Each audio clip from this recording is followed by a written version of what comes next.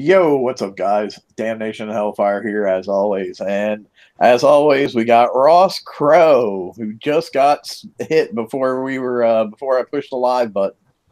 Yes, sir. Good evening, everyone. And that was a fail, correct? Yes, sir. I did drive one ship a little bit because Oh my gosh, you terrible battle pirate player, you're banned forever.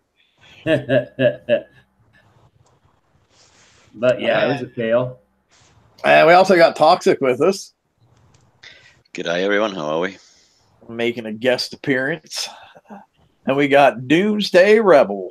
How's it going, everyone? So, who all's opted into bounty at this point? I know I'm a bad battle pirate show host. I have not had a chance to get into bounty yet. I've been working on a spreadsheet and slides most of my day, so I haven't had a chance to get in there yet. But I'm sure I'll be getting on there as soon as we're done here. I have started. I'm just I'm not very long, but I'm just at secured 10K is all. So it's going okay for me. And I was originally thinking I was going to hit some bases, but then I really realized that the damage. I'm going for the map targets actually, unless there's really a lot of points in a base, but you can't really get more than what 4,500, 4,000 range. Yeah. And generally, you're going to probably lose half of your fleet for that when you can go out and hit a bunch of map targets and not lose half your fleet and get that many points. Exactly. Toxic, have you started yet or no? Yeah, I've pressed a button and I just secured my second 800, so I've got 1,600 points. I've been extremely active. Yeah, well, there you go. Yeah, so. You're just racking those points right up, huh? Oh yeah, that's me. I'm him. 'Tis I. And Doomsday, have you started up yet in it? Yeah, I've hit about 8 map targets, just like 80s through 100s with basically my King's Writ, and I think I'm at like 2,200. So just right on. Yeah, I I guess lose like 600 right off the bat. So I was gonna say, yeah, I guess it's for you being coming back after all that time off, it's a little difficult to jump right into something like bounty. it really is. The only Conqueror hull that I had built was a Revenge, and the past couple bounties I've just been running that with Citadels. So Right. it's a nice change to be able to send that King's Writ right through and just get some points. So it's nice. Cool. All right, well, let's go ahead and start doing some slides, and then we'll eventually get to the bounty, and we'll talk more about it then. So, first thing, VXP direct purchase adjustment. You can buying your rank has now gone down by 95%. It's I was actually really kind of shocked when I saw this. I'll be totally honest. Like I think actually at this point a lot of people might actually be more willing to buy their rank at this rate than what they were before. I mean, I don't know exactly how much it is to take, like, say, a current PvP or PvE hull from nothing to Scald, but surely it's way well. Obviously, it's 95% cheaper than what it was before. So I'm thinking you could possibly get something from nothing to Scald for like 125 coins, maybe. I mean, I don't have anything that's not currently doesn't have some kind of rank on, so I don't know. I checked my Razor Tails. I think they're like Elite something, Elite 4, and it was like 97 coins, I think, to finish it out. So, right. I think that's 380 before that. I think that's great. I mean, that's just awesome news. In all honesty, and it beats saving up grease monkeys for rank weekends and all that stuff. If you can build a ship whenever it gets done. It gets done. If you have this option, it's nice. Yeah, I mean, I know there's a couple times when, like, you get something out and you don't get it out quite in time for VXP weekend, but it finishes like right after VXP weekend. You're like, son of a bitch. So like now you actually have some options. You can either take it the whole way to to legendary, or you can just like, you know, go with the halfway mark or something and not be breaking the bank to do it. Right. And you know, in all honesty, what 100, just 100 coins, 100 some coins, that's even, it's a lot to some or whatever, but it's reasonable if that's what you want. I mean, that's not out of line in my opinion. Oh yeah, I mean, can you believe those people who were well, I'm not sure how many there were, but people who were like just buying rank for their fleets outright. You know, I'm sure there was probably a couple out there that were doing it. Can you imagine like how much this has made their day? Exactly. Well, and now people really, I believe that there will be people coining ranks on their fleets because it's not going to really melt your credit card at all. So it's a good thing.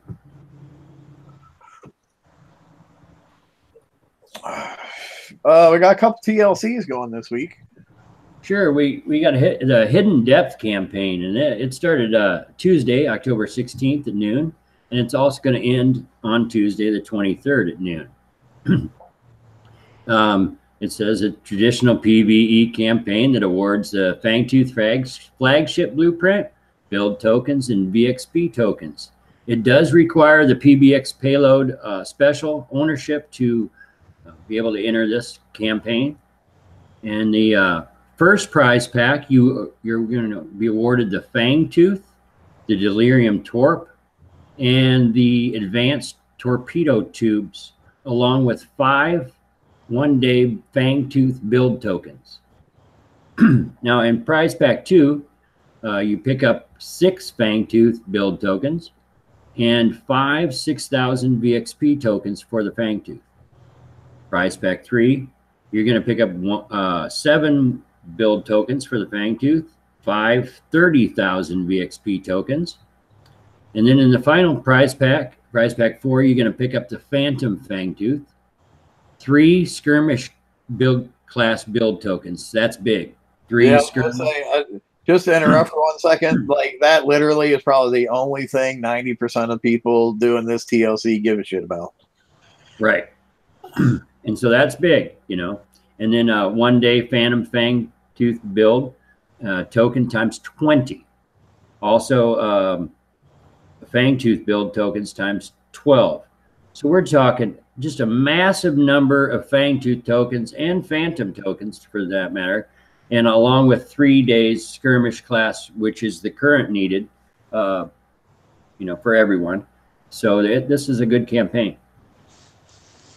Yeah, it was funny. I saw a couple people on the forums talking about, oh, I'm not going to do this campaign. It's stupid Fangtooths. They're not needed for anything. And I just put in the comments, I'm like, okay, then please send me your 3 days of generic ship build tokens for skirmish class. Thank you. You know, I mean, shoot, this campaign is so easy to do, and you get, you know, 3 days off of like your Occam's razor or your Brennus bat ray or whatever. I mean, that's pretty much a no-brainer in my opinion. Right. And I did want to mention that all skirmish fleets are allowed in to enter it. I don't think that there's no lockout. So it's just a skirmish class to enter, but you just have to have the PBX payload. Yeah, if you have bat rays, you're gonna walk this thing like there's no tomorrow, man. I took in one single bat ray, not even completely finished, and I was able to do all of prize pack 3 with it. Now, whenever I got to, I did die on the mastery run. I had like 4 boats left, and I died. But like I said, it wasn't finished. You know, it didn't have hardly any armor on it at all. So I was rather impressed that it was able to, like, you know, get that far. Anybody else have anything on this one, or moving right along? Moving right along. Devil Driver, you're up, Toxic. Okay. It also starts on Wednesday, October 17th. It was yesterday, and it ends on Wednesday, the 24th at 12 p.m. PDT. Apparently, that this campaign has had its difficulty reduced since the last time it ran because It was pretty hard if I remember right, and couldn't get past level 2, I think it was. So you should be able to. I've not tried it yet. I've been busy all week. But Price Pack 1 contains the Bat Ray, which is the ship itself. Price Pack 2 will give you it will excuse me. It will give you the Ripsaw Gatling gun and 2 VXP tokens. Price Pack 3 will give you 3 VXP tokens. And by the way, all the VXP tokens are 7,500 VXP points. It'll give you 1 day Bat Ray build token, and it will give you the Hydro Explosive casing. The Mastery Prize, which you can do 3 times, will give you 3 VXP tokens, and it will give you a 1 day Bat Ray build token times 2 times 3 if you do it 3 times, and you will get the Wingman badge, and I believe you only get the badge once. Yes, you only get the badge once. Yeah, well, to the best of my knowledge, you cannot have 3 badges on your base at the same time. Yeah, you cannot spam your base with badges. So yeah. Right. I know a couple people in the forums were saying, "Oh, this isn't difficulty wasn't reduced; it was more difficult." I would like to say to those people, please put the fight down and step away from it, because if you think this is more difficult than last time, you're really high. Because I know last time I couldn't even finish Prize Pack 2, and I've gotten to the point that I've finished Prize Pack 2, I've finished Prize Pack 3, I'm getting ready to move into the Mastery rounds, and I have yet to lose a single ship doing this campaign. So yeah, if you think this is more difficult than it was last time, you're on some really good drugs. That's all I can say. Yeah, like I said, I have not tried it. I've been really busy during the week, and I've only just sort of got onto the computer, and yeah, I shall give it a go a little bit after the show. Ross, you're looking like you want to say something. You're muted, bud. Yeah, you Ross, could unmute. Ross, you're muted. Oh, okay. Sorry, I didn't even know I was muted. Yeah, I think this campaign's a thumbs down. Not a huge thumbs down, but a thumbs down. I have a top of the line fleet. Prize Pack 2, I autoed everything. So I picked up 10 hours and 21 minute repair for Prize Pack 2 for 70 prize that I already have. I got 2 tokens for a Bat Ray ranking tokens for 10.5 hours repair. That's not a good one for me. So I'm not sure if I'm going to continue, because I don't know how advanced from 2 to 3 and 3 to go, if I'll have to coin the fleet in between. I'm thinking my fleet won't make it. So I think it might be cheaper for me not to do this campaign. Are you attempting to do the whole thing on auto? Yeah. See, that's the problem right there. Yeah, like mana cores, at the end of the day, mana cores are not made for autoing. No matter what you do with them, mana cores are just not made for autoing. Yeah, well, so yeah, I mean, so for some, it's just I think that it would cost me more to do the campaign than it would be beneficial to get through it all. And while I will say, I do stand by what I said. It's a lot easier than what it was last time, but I will fully say that it's still not where I would like to see it, because you are still taking a significant amount of damage. So I mean, it's definitely better, but it's still not great. You know what I mean? Right. And then we got the Whiplash one, Travis. All right, Whiplash should also begin October 17th and ends the 24th. This one's for the Razor Tail.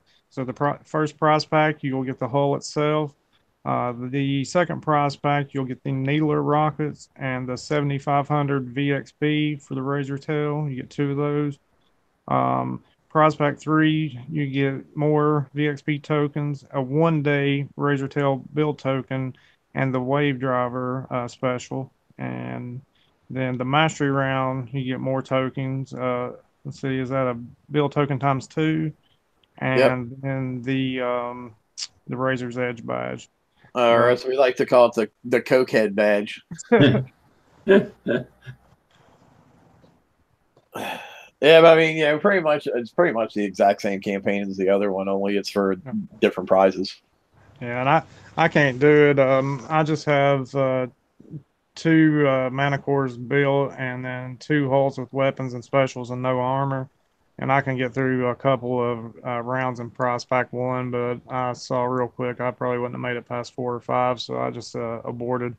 Well, yeah, I was gonna say you're in that bad position where it's just coming back, and because you did that raid cycle mainly with Skyfires, right? Yes, I did the 60s, a long grind. Yeah, I know. But it paid off in the end. It really did. Once I got the bat ray and everything. So the last raid was a way different experience. So. Oh yeah, I'm sure. But yeah, I mean, so pretty much what we're saying is these campaigns definitely better than they were last time. Still not where we would probably like to see them, but definite improvement over last time. Yeah, for sure. Oh, now we're going to talk about bounty at this point. Yeah, we've had the 15th bounty. Everybody knows all the nuts and bolts of it, how you get your bounty and what you do. So we're not really going to go over all that. Your secure points on the first day, you have 4 of them. And then day 2, 3, and 4, you have 3 secure points for each of those. And also, CM Chris posted on the Discord earlier today that in response to players' feedback, they implemented an improvement to Nexus payouts in which they auto credit rather than requiring manual claims. So it's a brand new functionality, and they'll be monitoring closely for any issues. But boy, that's awesome that that auto collects now, and you don't have to worry about doing it manually. That's I love that. And when's that going to start working? It should be working already. Well, it's not, because I'm having to manually claim. As a matter of fact, I'm doing it right now, manually claiming. Yeah, I just did it. Manually claimed bounty. Unless I wonder if they're talking about the big ones at the end. Because you actually have to log in with it. You had to log in within that 2-hour window to claim your big 2,000 point payout or whatever. I wonder if that's what they're referring to. That must be it. Yeah, it was. I just had a look and I just had to claim myself as well. Yeah, it didn't automatically do it. All right, so either it's not working or they were intending it just for the big drips. I'm not sure yet. Somebody go check the forums and see if there's any posts about it or anything. Then we can come back to that. Meanwhile, I'll move on to the next. So here's your prize list. The High Guard Curator is at 20,000 points. The XR3 plate is at 10,000. The Radioactive Force at 10,000. Same with the Ballistic Scope is 10,000. That's all the new stuff, which we will go over in detail later. Sirens, you can claim 2 of those for 10K a piece. You can get the CR Reloader and the Conservator CR001 for 5K. EMP Overloads, you can claim up to 5 of those for 5,000 points. Catastrophic Mortars, Gargoyle, Jet Charge, Drac Scattergun 2. They're all in there. You can claim up to 3 of them for 5K. The CMCTCO Reloader, the Cathodic Countermeasure, they're in there for 5K a piece. Catastrophic build tokens for 2,400. What else we got? Gargoyle build tokens, Drac build tokens, 2,400. Phantom Gluttony for 2,400 points.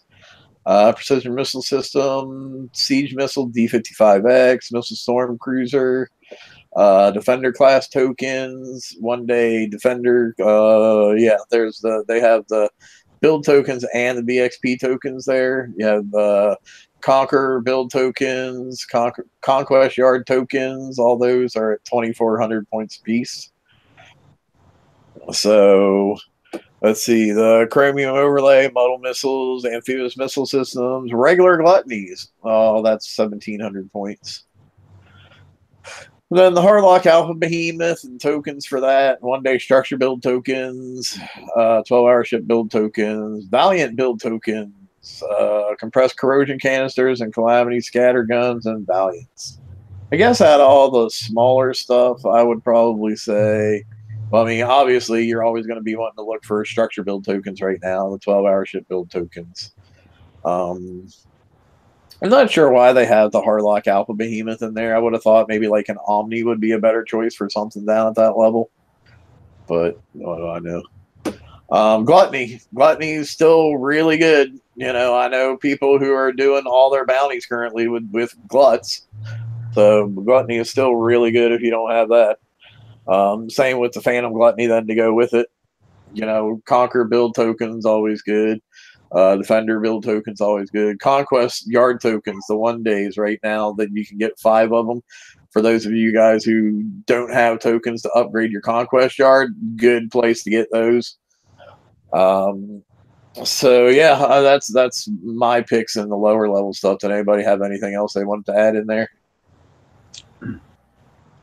No, I mean, I think you're totally correct on the hitting the nail on the head with the Gluttony, and it still has uses in its game, and it's quite an older hull and still doing well. So Another reasonable price. Oh yeah, that's a really good. I was gonna say probably too Missile Storm Cruiser. I think would be a good option for those people who don't already have it. 2,400 points is not a bad price for that. Yeah, I'm pretty sure I got hit with a fleet that had 1 of a minute, and needless to say, I had to start from ground up to repair my base, so I got flattened. It did have other hulls in it as well, but I'm pretty sure there was 1 cruiser in there as well. But they're still current in the game. Yep, absolutely. Yeah, Cuddle in chat is saying Chromium Overlay might not be bad too, since we're there's lots of witch doctors out there shooting us with corrosive. So yeah, Chromium Overlay is probably not a bad pickup if you don't have that either.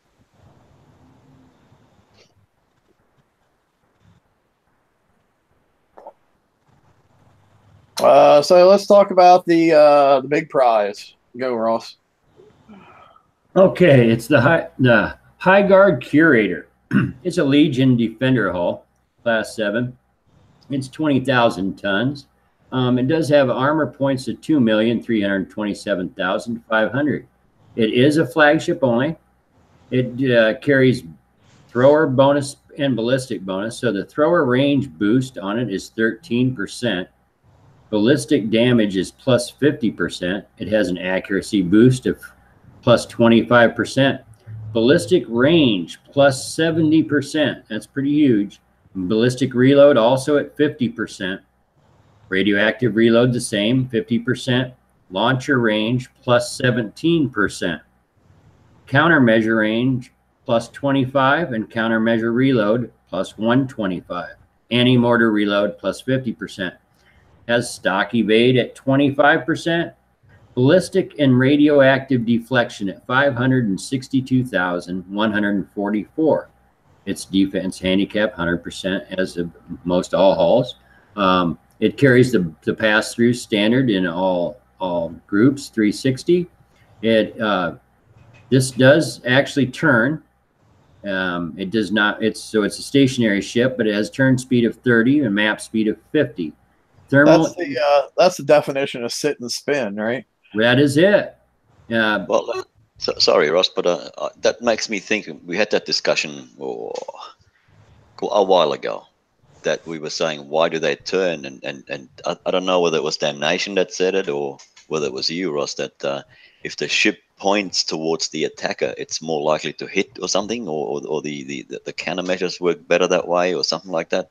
I remember something like that we were discussing a while back. Honestly, I believe that was me, because I've actually have noticed that maybe it's just me and maybe I'm crazy, but it always seems like my countermeasures work better when I'm facing what's attacking me, as opposed to like if I'm trying to kite them and they're trailing behind me. My countermeasures don't seem to work as well. Then that could just be me, but that's what I have visually noticed over the years.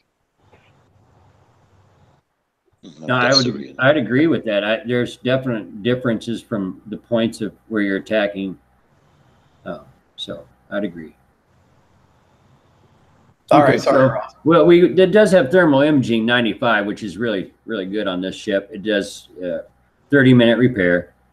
8 weapon slots, 3 armor slots, 6 special slots, and TAC module, and does carry cargo, 6 million tons. Now, the special abilities on this duplicate aura cap of 1, so it's going to affect all friendly ships.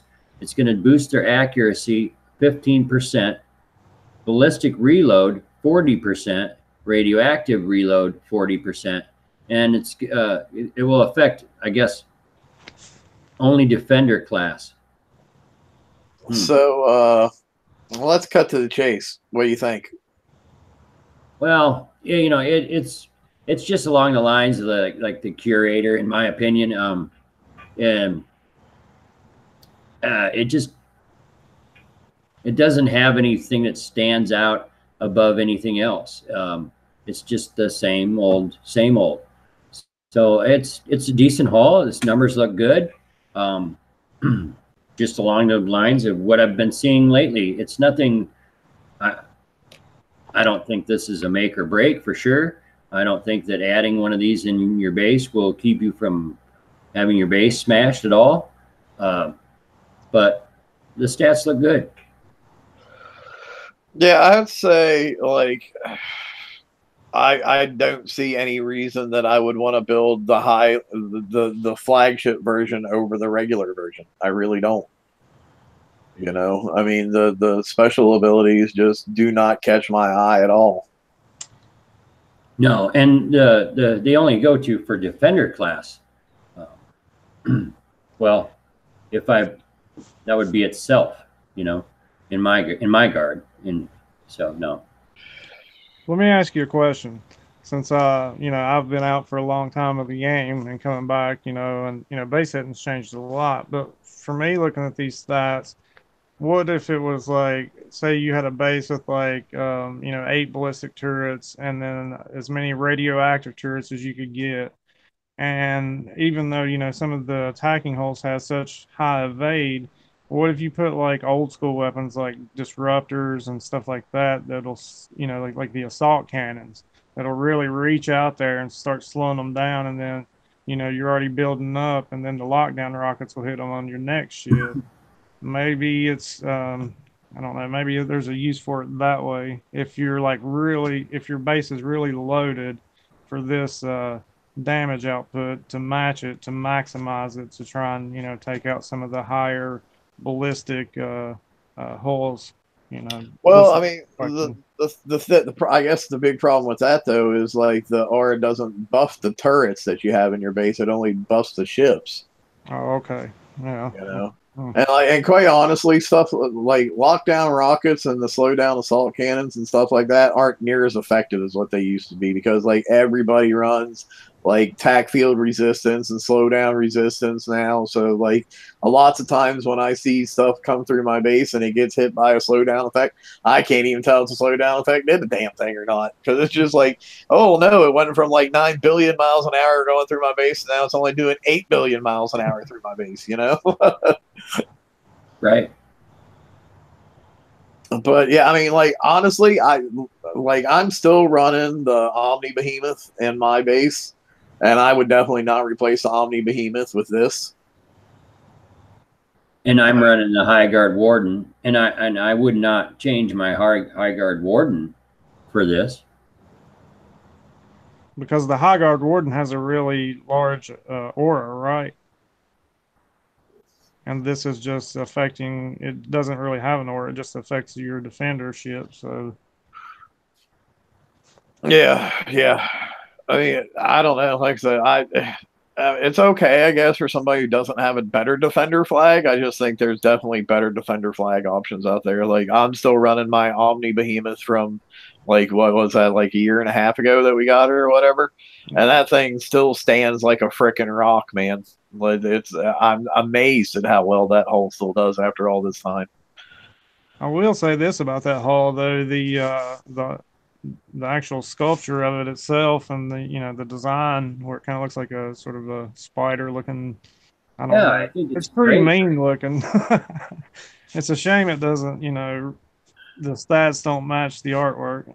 Yeah. I'd say the art team is somebody we can pretty much 99% of the time they deliver. The art team does. They got that. They have a lemon every now and then, but that's going to happen to anybody. Yeah. And the other thing I just wanted to mention is that I mean, I myself, I run one defender, sometimes two. So it'll either be by itself or it'll buff one, and the others will be just conquerors that are in my base. So until they fixed all the PvP up, I don't know whether that thing's going to be sitting in my base. I don't think if I got the points, I'll get it, but if not, I'm not really worried about it until until the refractor comes through and we all know what's going on. Yeah, I mean, I'm gonna pick it up, just because I can, because I like doing bounty, so I'll get the points and I'll be able to get it because we don't need a whole like amazing ton of points this bounty, in my opinion, anyway. So I'll pick it up, because like I said, after the refactor, you definitely don't know what might happen after the refactor, so I want to have it in my back pocket just in case. But there would have to be some pretty significant changes involved in the refactor for me to want to like get rid of my Omni and put this in its place.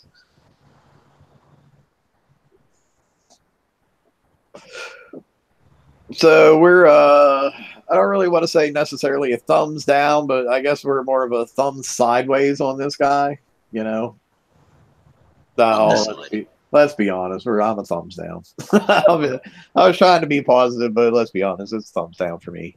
Decent stats, decent all that, but it's just not it's not the top prize for this state of the game right now. It's just not. It's not. Yeah, I mean, those stats were 40% something other than reload, maybe, because like I'm looking at it, it's like, okay, ballistic reload plus 40%. Well, that'd be great if all my ballistic holes weren't probably already at max reload already, So you're giving me a stat there that I'm really getting no use out of. Right. And your ballistic hulls are not defender class, probably. Yeah, that's very true. That's very true, because I think the one that I was running for a while was an impact cruiser, so that wouldn't benefit that at all. Right. So let's move along to the next slide. The XR Plate 3. Okay, it's the third installment in the explosive radioactive deflection era. This is the second last one. We've still got the corrosive to go. It's a Forsaken tech, and it fits conquerors and defenders. I think it's just like the others. Got 1,000 armor points and weighs 1,200 ton. The explosive and radioactive deflections are both at 843,228, and it's got an explosive and radioactive pass through of 360.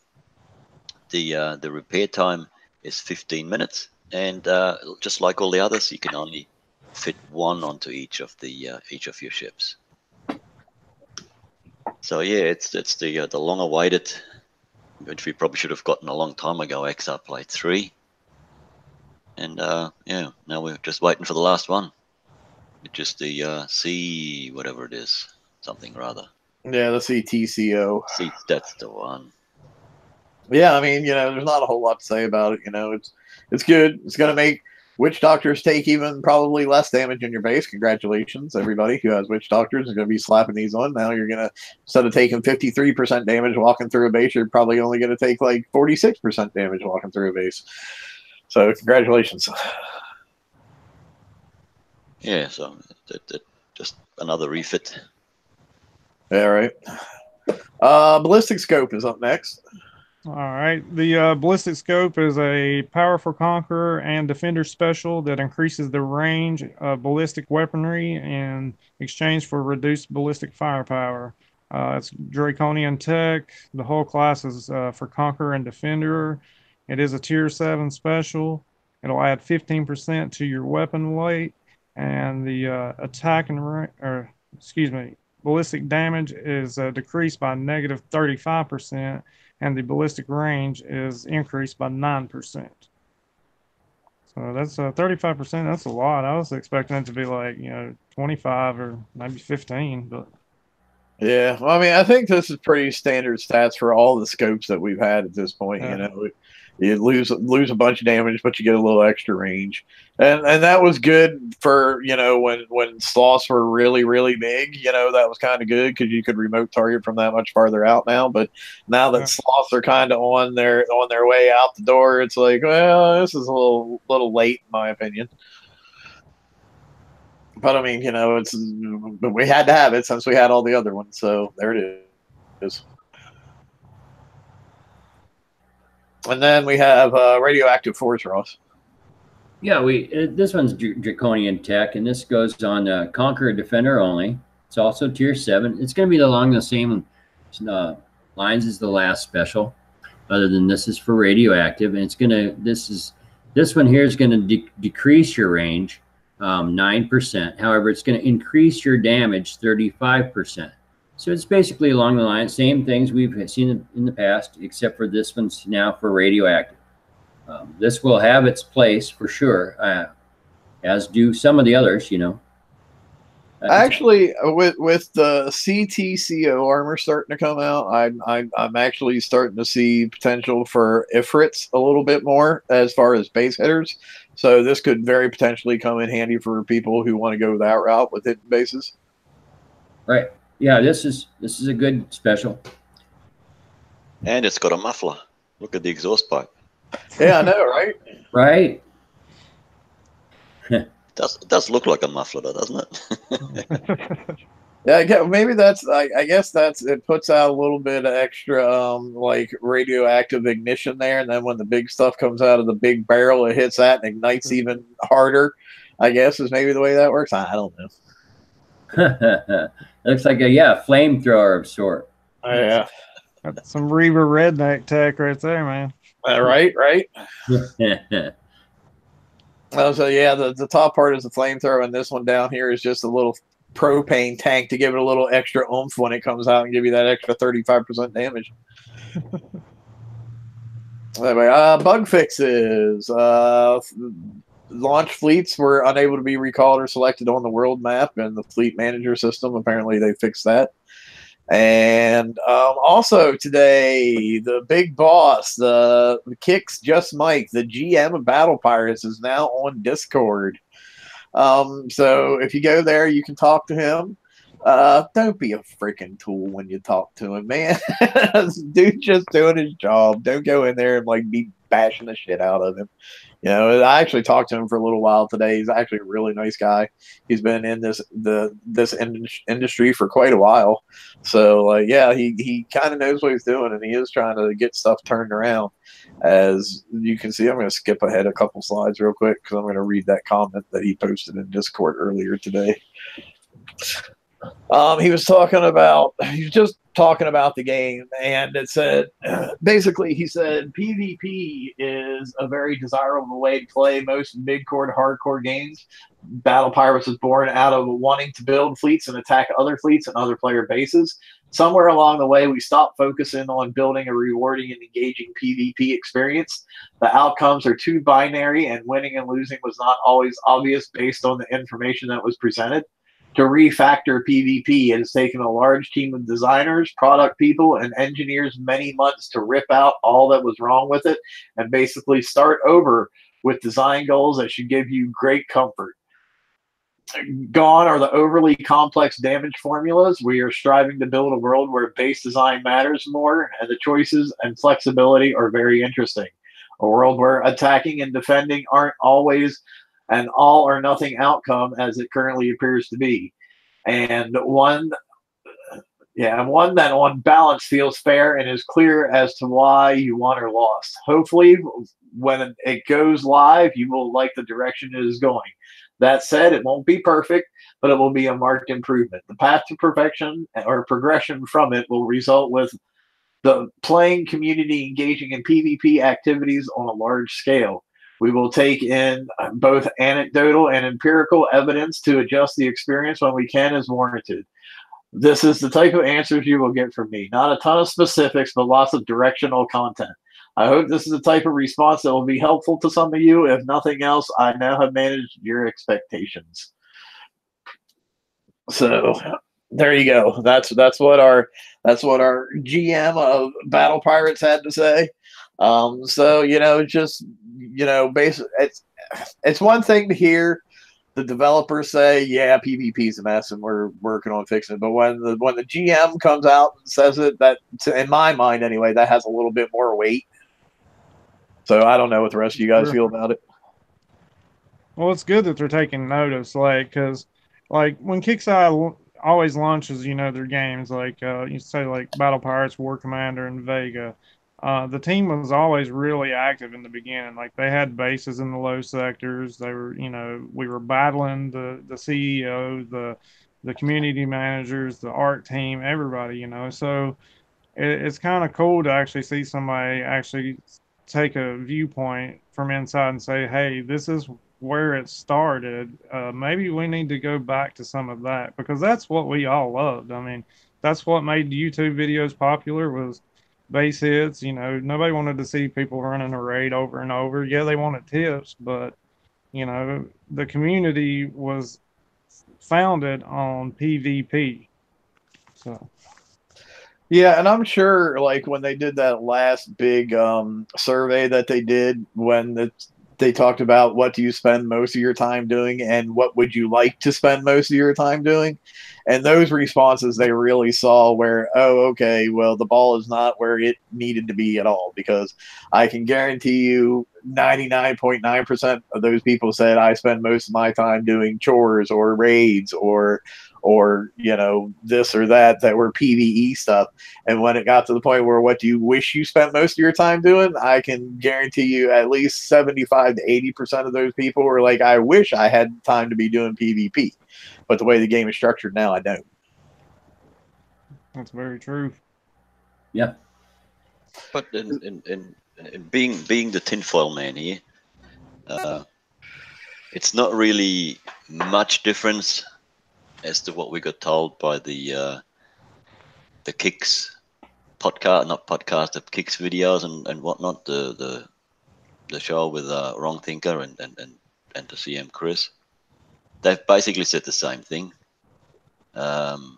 He just said there is, they've been working now on it to throw all the old stuff out and put the new stuff in. But the Kicks show used to be on once a week for a while, or was it? Then it went to twice a week. And I don't know. I haven't seen the latest Kicks podcast for a while. Well, I mean, and I think it's getting less. There's less information. There used to be information, that even though it wasn't much difference, but they used to, a head would pop up here and say something, a head would pop up there and say something. And now it seems to be that it's gone backwards. It's gone upwards. It peaked, and now it's sort of on a decline. Honestly, though, I'll be totally honest. I'm sure that we, the community, probably have something to do with them not doing them quite as often, because every time after they would do one, everybody would be like, "Well, they didn't really tell us anything more than what they told us last time." So they're at the point as well. Okay, well, if we don't really have any new information to put out there, why should we do one? And I can get that. Yeah, and plus, I'd rather them spend the time working on fixing it. It's either going really bad or it's going really well, and they're finishing it off, or it's either going to be delayed. I think so. It's one or the other. But if you take the CM and I don't know what the Wrong Thing, is he the head designer or whatever he is? Yeah, Wrong Thinker's lead designer. The lead designer. So if you take him away for half an hour, 40 minutes, I don't think it's going to make a huge difference in the extension of the project. Yeah, but at the same point in time, why pull them away when they don't really have anything to say? I get that, but say something. Say today, we've fixed this and that. Just doesn't have to be gone for a half hour. Just have the podcast, once every 2 weeks or whatnot. And then if there's nothing much going on, well, we tell us what the bugs you fixed. Was we get here bug fixes? What were they? Tell us. This was a bug fix. We fixed that, and that. Thank you very much. See you all next week. That's all for this week. Or whatnot. But it's sort of stopped a little bit. That's what I'm saying. Yeah, I mean, you're totally correct, but I'm just, I guess, of a mind that if they don't really have anything to say, I'm okay with there not being a show for that week, or 2 weeks or 3 weeks. Come on when you actually have stuff to tell me that's of content. Not saying, well, we're gonna do this, but we can't really go into any details, or we're thinking about doing this, but we can't really go into any details, or I don't want to have you come on and spend a half an hour telling me about the 40 hours worth of meetings you had all week. When you're going to do your thing, I want you to have actual content and real information that you can give me. That's how I look at it. Yeah, it's always good to look at it from both sides. All right, back up here. Ross, continue on with your sloth diary. All right. Well, this week here, I've already gone over the bus, and then I went over the a high splash sloth last week. So this week, I'm just going to go over a high damage sloth. Now, there's differences. The high damage sloth is really going to drop turrets, guards, guards that are not armored correctly, and turrets faster. The splash is also needed, but you're going to want a high damage ship in the fleet. Now, on this build here, I went with the assault mortar L84X, and the reason being, it truly is the highest damage mortar that's out there. And I added the siege missile, the D55X, and that's just only there for the explosive deflection. Now, on this for armor, I put the MC Plate 2. There's other options, but MC Plate 2 does work for, I primarily don't need the armor. I put the MC Plate on. It's because I sometimes take hits while just entering the battle before you can turn. And I like that dueled with the missile for the explosive. Now, on specials, I have the siege targeting, and that is for building damage and wall damage, and that's like 165%, I believe. And then after that, I have the garrison battery, and that's going to add explosive damage, I believe 18%, and building and wall damage 65%. Then I just threw an engine on to match the rest of my fleet. After that, I'd use the explosive force because that does take the range, drops it 10%, but it does increase the explosive damage by 35%, which is a great deal. Then I added, after that, the next special would be explosive upgrade for an additional explosive damage 10%. And then the last special I have is the high explosive shells 4, and that's for projectile speed, splash, and explosive damage. Now, this is going to have a splash of 163% and explosive damage at 75%. So you're really going to pick up a huge amount of damage from this one. You're going to explosive damage at 163%. So this really, I like this sloth. I just would recommend it. Mixed into your sloth fleet if you're needing a high damage sloth. Sounds good. And then obviously you can mix and match these with the ones that Ross has gone over in the previous weeks, and you should have a pretty good sloths to go with your whatever you're using as your pointer ship. Right. I actually threw together a witch doctor. This is what I'm going to be using in the bounty that we're currently in. As you can see, it's awesome. I can finally have a hull that is not a clown car with one of every weapon type on there to get my deflections to where they need to be. I mean, as you can see, my deflection numbers are at pretty solid numbers at what I think they are. I got 3.9 for ballistic. I got 2.9 for penetrative. I got 1.1 for explosive, and I have 1.6 for corrosive.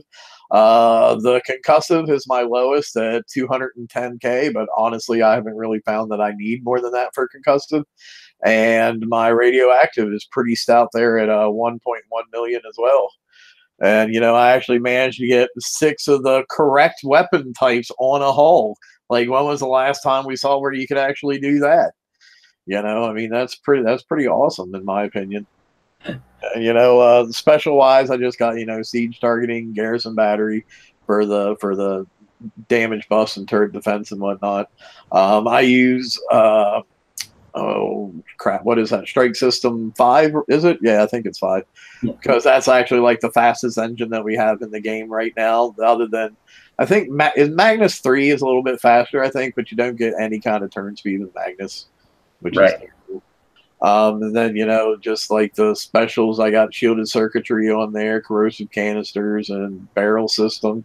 And then I do have the EMP blast on there just in case something does manage to damage me a fair amount. I can blast that off and stun a bunch of shit. So I mean, I think it's definitely a very solid build. For sure. No, it is. And I like the fact that it's not, it's not a total clown car. Yeah, I know, right?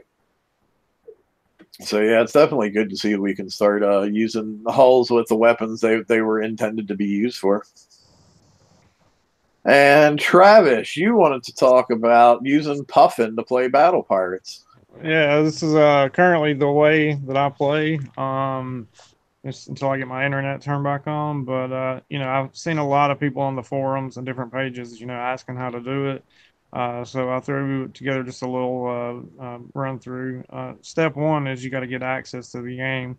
So once you download Puffin browser, now this is for Android. This is not for iPhone. I think iPhone's having some issues, so this is strictly Android. But what you want to do is open your Puffin browser. I'm going through Facebook. You can also go through Kickside.com. But when I log into Facebook, my Facebook account, and I'll search for Battle Pirates, and you'll see the screenshot on the left. It says m.facebook.com. That means you're in mobile mode, and that will not work. So you'll want to hit the three dots for this to pull up the settings and request desktop mode. And 90% of the time, this will get you into the game. It'll refresh the page, and then you'll have a play game button. So you click that, and you'll be in the game. All right, go to the next slide. If this doesn't work, what you want to do is just manually enter in the correct address. Instead of the mobile.facebook, you either want to put in apps.facebook, which will take you directly to the game, or www.facebook.com/battlepirates, and it'll take you to the main page, and you can hit the play game button. And once you do that, it'll automatically put the apps.facebook.com/battlepirates in, and you'll see the game screen start to load. All right. Next is how I have my controls set up, because it's a little bit different, of course, than playing on a PC, because it's a lot of just single taps. So one thing you want to do is you'll notice in the top left-hand corner there's the three dots again signifying the settings. So you want to click on that, and in the top right-hand side you'll see that there's four icons. One's for your keyboard, one's for your cursor, and then your gamepad, which is the most crucial, and then full screen. So you want to hit your gamepad, and then in the bottom left-hand corner, you'll see the settings, or how it's set up here. You'll have a joystick on the left with your up, down, left, and right, and then you'll have a series of four buttons on the right-hand side with an icon for a gear for different settings. This is where you can customize your actual buttons. So what I've done is I've set mine up, as you see on the bottom right-hand screenshot. I have S for auto. I do have an extra down to stop my fleet, because I've noticed the joystick, sometimes if I hit down, it'll actually go to the left or right, and I'll have one ship selected, another four go on. So I have a kill switch on that side. And then one is to select my flagship, and then Z is for zoom. And that's pretty much how I run it. So I can hit up to select all, and then tap wherever and target. And if I want to go to auto, then I'll hit S, and it'll go to auto from that point. If I want to stop them, I'll just hit the down.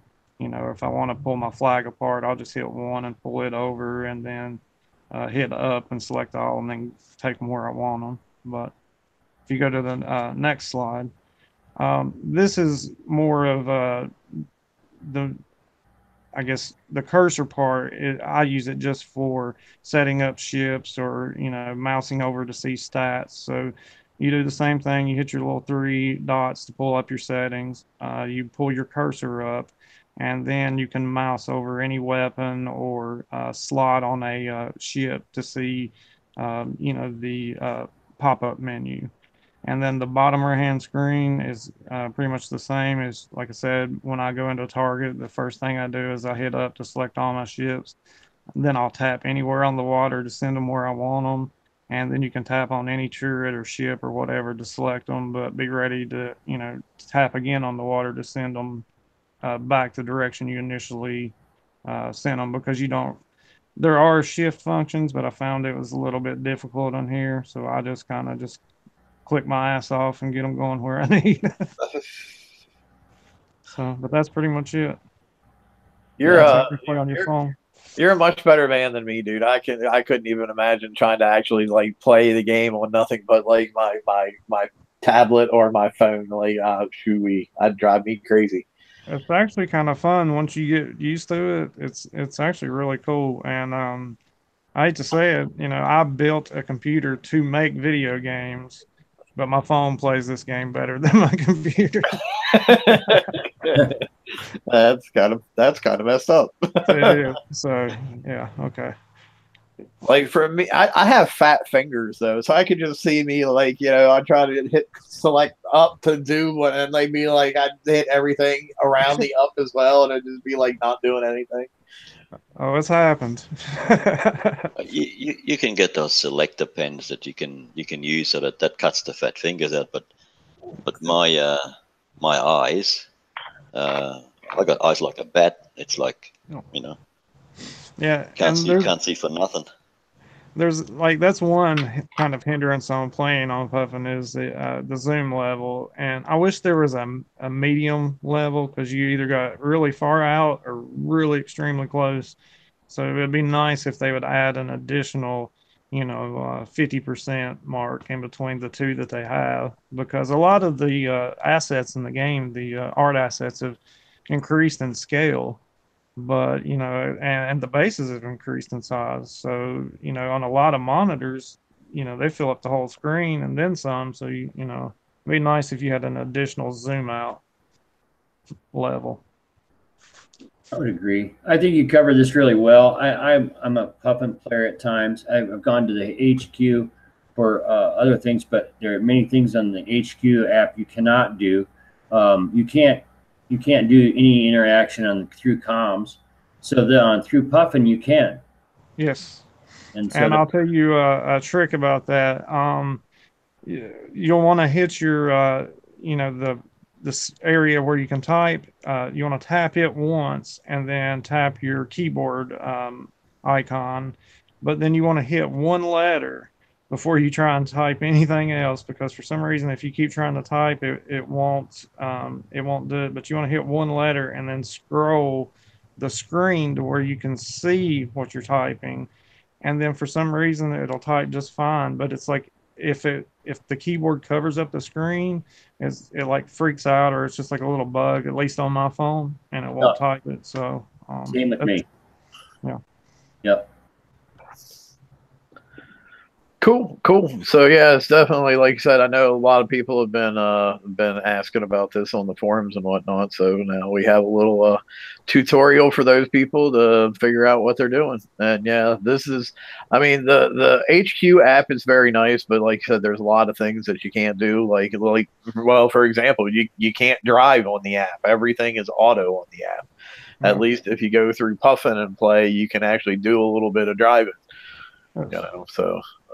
Like I've watched Travis playing on his phone doing targets, and I'm like, how in the hell can he drive that well with on this little bitty freaking phone, and I can't even do it that great on my big 42 ass fucking inch monitor. But I guess it's all about practice and what you're used to, you know. Right. The first couple of runs are pretty bad, I'll admit that, but like I said, you'll get a pattern. It's all about that pattern, and once you get them, like with the FM, like I take my icebreakers in a 114 and I run the same pattern every time. So it's just like muscle memory after a little bit.